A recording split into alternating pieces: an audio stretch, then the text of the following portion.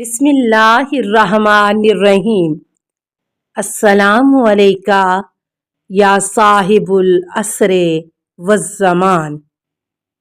تمہارے پیٹ حرام سے بھر چکے ہیں، اس لیے تمہارے دلوں پر مہر لگ چکی ہے، اسی لیے تم میری بات نہیں سنتے۔ امام حسین علیہ السلام از بہار، جلد 75۔ جن لوگوں نے ہماری نشانیوں دلیلوں کو جھٹلایا وہ بہرے گونگے ہیں، وہ اندھیروں میں پڑے ہیں۔ اس طرح خدا جسے چاہتا ہے گمراہی میں ڈال دیتا ہے اور جسے چاہتا ہے سیدھا راستہ دکھا دیتا ہے۔ قرآن سورہ انعام 39۔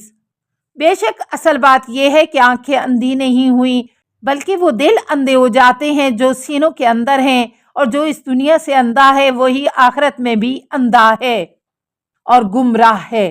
قرآن سورہ حج 46، بنی اسرائیل 42۔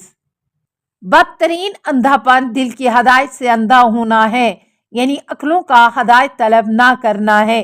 جناب رسول خدا صلی اللہ علیہ وسلم از تفسیر نور الثقلین، جلد 3۔ اندھا وہ ہے جو اصل ابدی حقیقتوں کو نہیں دیکھتا سمجھتا۔ امام علی رضا علیہ السلام، جلد 3، از تفسیر نور الثقلین، جلد 3۔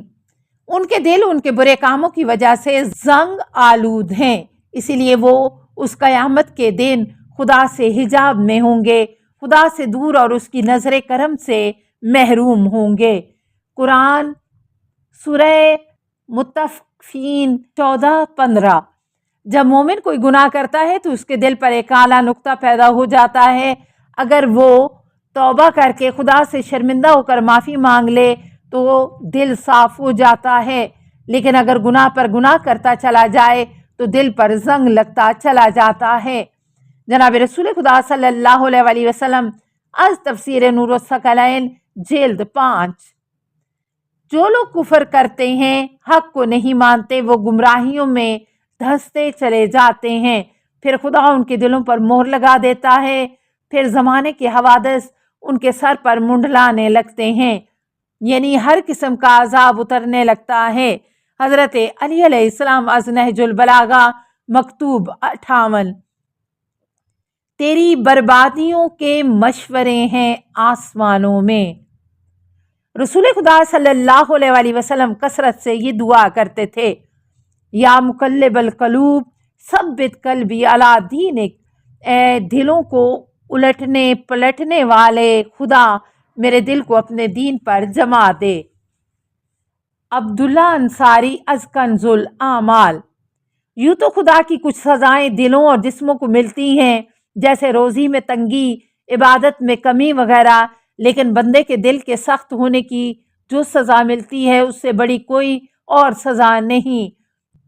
امام محمد باقر علیہ السلام از بہار، جلد 78۔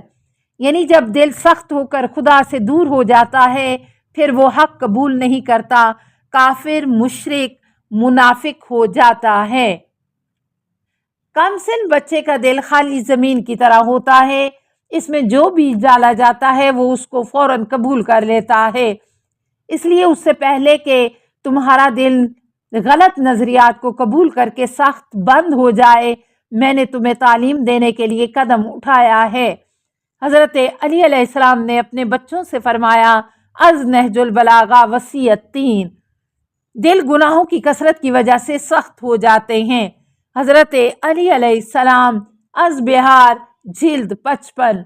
اے موسیٰ علیہ السلام، دنیا کی آرزوؤں کو نہ بڑھاؤ ورنہ تمہارا دل سخت ہو جائے گا، اور سنگ دل انسان مجھ سے دور ہو جاتا ہے۔ وحی بر موسیٰ از کافی، جلد 2۔ اگر دلوں کو موت کی یاد اور مسلسل عبادتوں سے نرم نہ کیا جائے تو وہ سخت ٹھوس ہو جاتے ہیں۔ حضرت عیسیٰ علیہ السلام از بہار، جلد 5۔ پھر وہ حق بات کو قبول ہی نہیں کرتے اور غلط نظریات کو اپنا لیتے ہیں۔ ذکر خدا کے سوا اگر کثرت سے باتیں کرو گے تو وہ باتیں دلوں کو سخت کر دیں گی، اور جو جتنا دل کا سخت ہوگا خدا سے اسی قدر دور ہوگا۔ رسول خدا صلی اللہ علیہ وسلم از بہار، جلد 71۔ 3 چیزیں دلوں کو سخت کر دیتی ہیں۔ نمبر 1 خراب باتوں کا سننا، نمبر 2 شکار کرنا، نمبر 3 حکمرانوں کے دروازوں پر حاضری دینا۔ جناب رسول خدا صلی اللہ علیہ وسلم از بہار جلد 75۔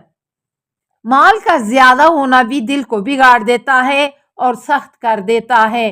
حضرت علی علیہ السلام از مستدرک الوسائل۔ نوٹ: زیادہ مال تکبر، عیاشی، حرص، خدا سے غفلت، حرام کی طرف رغبت پیدا کرتا ہے۔ جو شخص صرف سستی کی وجہ سے مسلسل 3 جمعے نہ پڑے گا، اللہ اس کے دل پر مہر لگا دیتا ہے۔ جناب رسول خدا صلی اللہ علیہ وسلم از کنز الاعمال۔ کنجوس کی طرف دیکھنے سے بھی دل سخت ہو جاتے ہیں۔ حضرت علی علیہ السلام از بہار جلد 78۔ مال آگ کی طرح ہے، اگر چولہے میں رہے گا تو فائدہ مند ہوگا، لیکن اگر چولہے سے نکل کر گھر یا دل پر چھا جائے گا تو سب کچھ جلا دے گا۔ دل کی بیماری۔ لڑائی جھگڑوں سے بچو، کیونکہ یہ دلوں کو بیمار کر دیتی ہے اور دلوں میں نفاق کی کھیتی اگاتی ہے۔ جناب رسول خدا صلی اللہ علیہ وسلم از بہار جلد 73۔ مال کا نہ ہونا بہت بڑی بلا ہے، لیکن اس سے بڑھ کر جسمانی بیماری اور اس سے بھی بڑھ کر دل کی بیماری ہے۔ مراد حرص، تکبر، کفر، شرک، نفاق وغیرہ۔ اسی طرح حلال مال کی وسعت خدا کی نعمت ہے، مگر اس سے بہتر نعمت جسمانی صحت ہے، مگر اس سے بھی زیادہ بہتر دل کا تقویٰ، یعنی دل میں خدا کا خوف، محبت اور خدا کی بڑائی کا احساس ہے۔ حضرت علی علیہ السلام از نہج البلاغہ۔ گناہوں سے بڑھ کر کوئی چیز دل کو خراب نہیں کرتی۔ امام جعفر صادق علیہ السلام از بہار جلد 73۔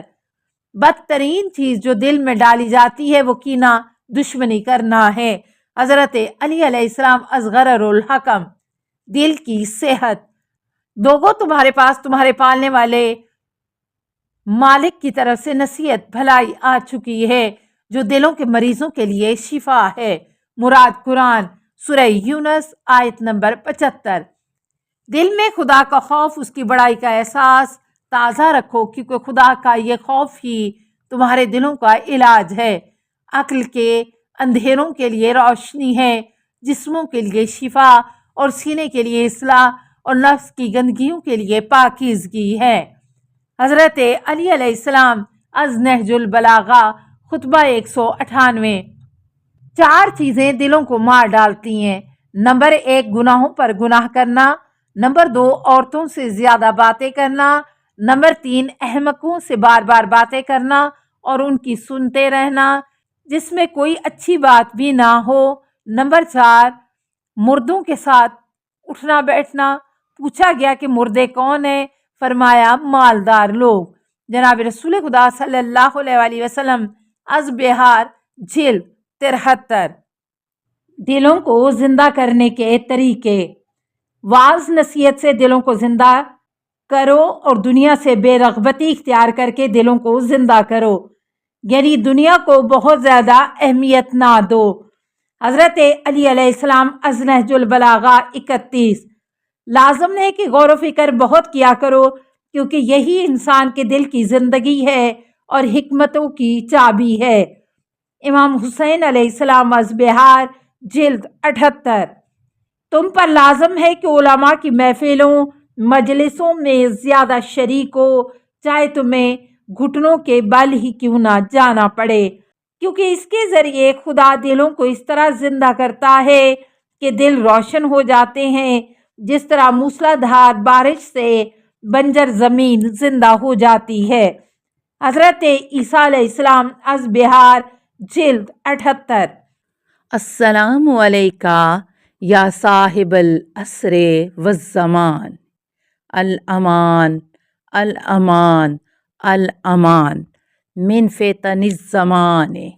السلام علیکہ یا خلیفۃ الرحمن، السلام علیکہ یا امام الانس والجان، السلام علیکہ یا مظہر الایمان، السلام علیکہ یا شریک القرآن، السلام علیکہ یا قاطع البرہان، السلام علیکہ یا امام زماننا، ھذا اجل اللہ فرجک وسہل اللہ مخرجک وظہور کا، السلام علیکہ ورحمۃ اللہ۔